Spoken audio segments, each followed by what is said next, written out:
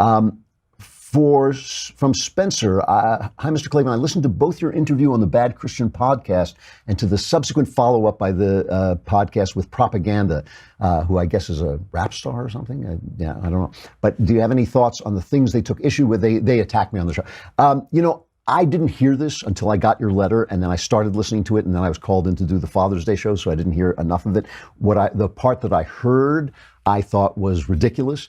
They were kind of attacking. Whenever I talk about Christian non-judgment, judge not lest you be judged, it drives people crazy. The one thing Christians and everybody else don't want to let go of is their right to condemn and judge other people as if they were God. They do not want to let it go. And I say, Jesus said, judge not lest you be judged. That's not what it means. It's like, well, why did he say it then?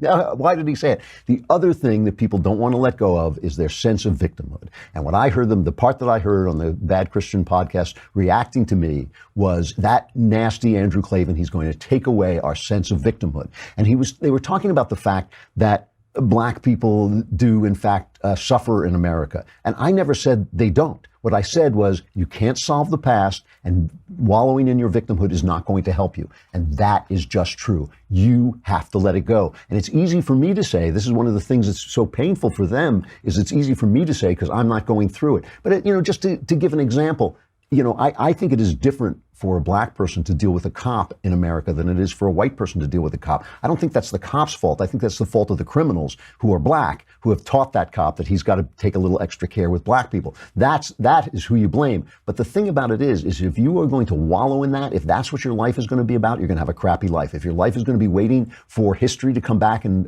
say it's sorry for slavery, or waiting for some kind of monetary recompense for something that didn't happen to you, taking money away from somebody who didn't do anything to you, you are going to have a crappy life. That is going to be a bad life. If your life is about excellence, what you are made, what God has made you, that is going to be a good life. And that's what I said. And they don't want to give it up in the same way a lot of Christians don't want to give up the right to judge people's sins. They didn't want to give up their right to victimhood. That was the part I heard. Maybe they said other things.